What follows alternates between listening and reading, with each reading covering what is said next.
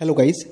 যিসকলে ADRE grade 3 grade 4 exam qualify কৰি থৈছে আসাম পুলিচৰ exam qualify কৰি থৈছে আৰু তাৰ লগতে হেলথৰ যিবোৰ পোষ্ট আছিল সেইবোৰৰ exam qualify কৰি থৈছে তেওঁলোকৰ মনত এটা প্ৰশ্ন হয় যে তেওঁলোকে কেতিয়ালৈ এপইন্টমেন্ট লেটাৰবোৰ পাব অৰ্থাৎ তেওঁলোকক কেতিয়া এপইন্টমেন্ট লেটাৰ ডিস্ট্ৰিবিউট কৰা হ'ব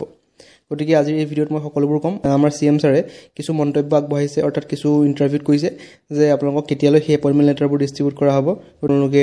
সম্পূৰ্ণকৈ ক্লিপটো চাব তেতিয়াহে আপোনালোকে ভালদৰে বুজি পাব যে আপোনালোকে এপইন্টমেন্ট কেতিয়া পাব পুলিচৰ কনিষ্টবল সকলৰ নিযুক্তি কেতিয়াৰে পৰা হ'ব বা কোন দিনাখন হ'ব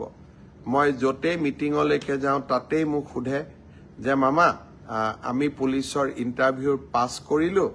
আমি এপইন্টমেন্ট লেটাৰ কেতিয়া পাম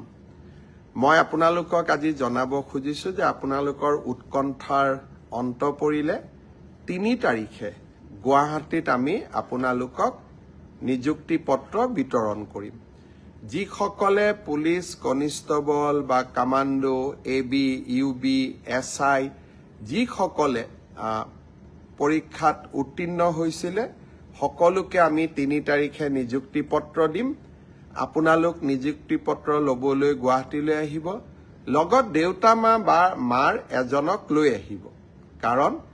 আপোনালোকৰ এই সাফল্যৰ দিনটোত লগত দেউতা বা মাক আপোনালোকে লৈ আহিলে তেওঁলোকেও ভাল পাব আৰু আপোনালোকেও আনন্দ অনুভৱ কৰিব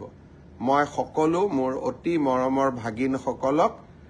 যিসকলে পৰীক্ষাত পাছ কৰিছে সকলোকে নহয় যিসকলে পৰীক্ষাত উত্তীৰ্ণ হল তেওঁলোকক নিযুক্তি পত্ৰ লবলৈ মই 3 তাৰিখে আকৌ এবাৰ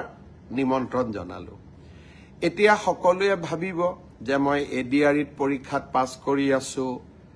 মই হেলথত পাছ কৰিছো এগ্ৰিকালচাৰত মই পাছ কৰি আছো আমাৰ নিযুক্তি পত্ৰ কেতিয়া পাম মই এনেকৈ আপোনালোকক যেতিয়াই আমি সাজু হৈ যাওঁ মই এনেকৈ আপোনালোকক খবৰ দি থাকিম আপোনালোক ধৈৰ্যৰে সৈতে অকনমান আমাক সময় দিয়ক ধৈৰ্যৰে সৈতে আপোনালোকে অপেক্ষা কৰক